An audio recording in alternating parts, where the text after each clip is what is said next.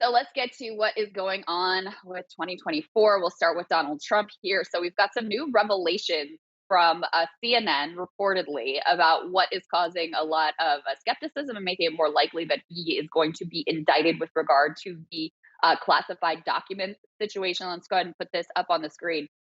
This is pretty wild. So apparently, as part of the investigation process, the Department of Justice had originally subpoenaed some surveillance footage, and that was turned over.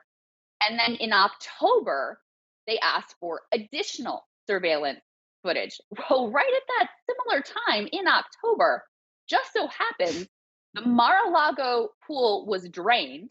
It caused a flood into the room where the surveillance footage happened to be kept. And they were then unable to turn over that amount of surveillance footage, again, according to the CNN report.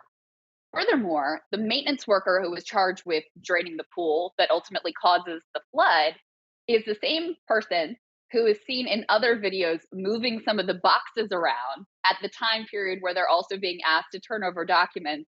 And they see on the surveillance cameras that boxes are sort of suspiciously being moved around. Furthermore, they also have apparently, Sagar, heard some testimony that the relevant IT equipment was not even actually damaged in the Mm. flood. So they don't come out and say this, but basically the allegation is they used this flood to pretend like they damaged the surveillance footage so they wouldn't have to turn it over to the Justice Department. And, it's part of an alleged cover up in this case. So the details here are pretty wild. I mean, it's like something out of a movie. Again, this is allegations, it's not confirmed, but gives you some context and some background of why they might be moving swiftly here towards an indictment.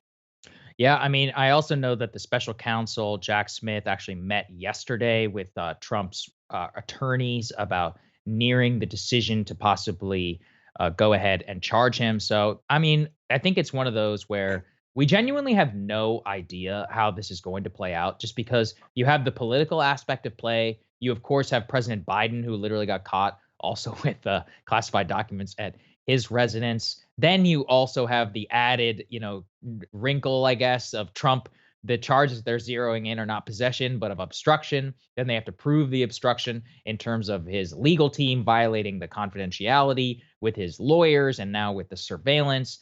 They say that they have now, I also heard reporting about a tape in which Trump acknowledged that he had classified documents in his possession while he was doing a book interview sometime in 2021 with Mark Meadows. This is about Iran. So anyway, I am one of those where this smells so much like Mueller to me. But also, look on the merits. In terms of the leaks that are coming out, like, oh, they met with this, and the special counsel is zeroing in on this. But every lawyer and legal expert that we have spoken to, Crystal, just says, look, on the merits, the obstruction charge, this is a disaster for him, just because it's one of those where it's really as long as they have like a decent amount of evidence to bring a charging document against him or charging case against him on this, then all they have to prove to the jury is he took an effort to try and obstruct the government from obtaining these documents, of which, if they have a tape and if they can prevent circumstantial evidence on this, then on its merits, this may not be that difficult to prove to the jury. The only thing that really would save him is the political consideration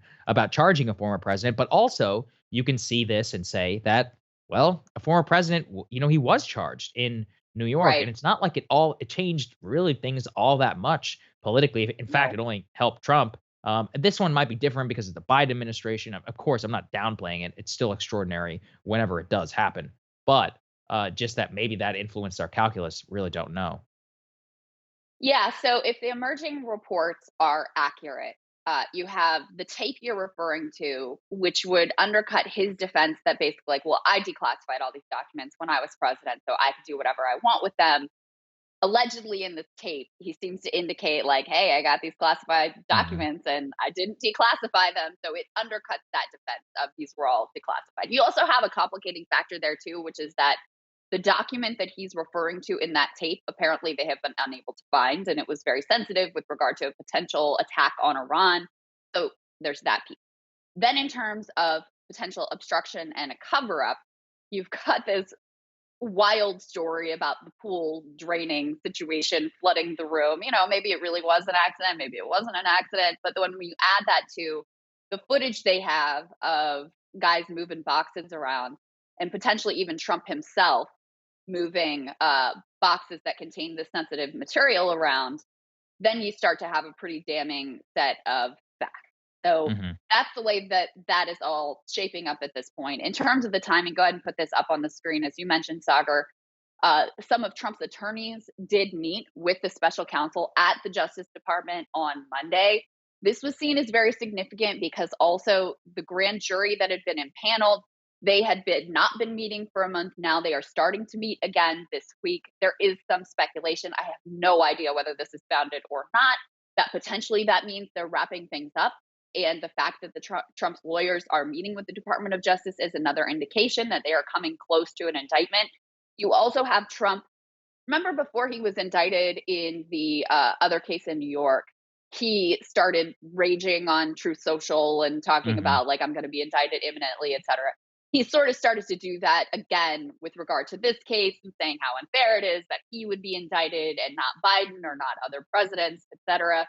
So I also take that as another potential sign that you could be getting close to an indictment here. Now, in terms of the politics of all of this, with regard to the Republican primary, I hate to say it, I think it's only good for Trump. You've had a little bit of a media moment now with Ron DeSantis launching. You've got a bunch of other presidential contenders launching this week where there's been some focus that's not just on Donald Trump in terms of the Republican primary. The minute that you get back into another indictment and all the details and whatever comes down and whatever that process is going to be, then all eyes and all media focus is right back on Donald Trump. And in terms of a Republican primary electorate, that is only to his benefit. Yep, I absolutely agree with you, Crystal. Hey guys, ready or not, 2024 is fully upon us now, and Saagar and I have been brainstorming ways that we can really up our game for this critical election. Yeah, we rely on our premium subs to expand our coverage, to add staff, to upgrade the studio. We just want to give you the best independent coverage of this election, which is possible. So if you can help us out, become a premium subscriber today, breakingpoints.com, or the link is down here in the description video. It really means the world to us, and if you like what we're all about, this is the best possible way to keep us 100% independent, working only for you.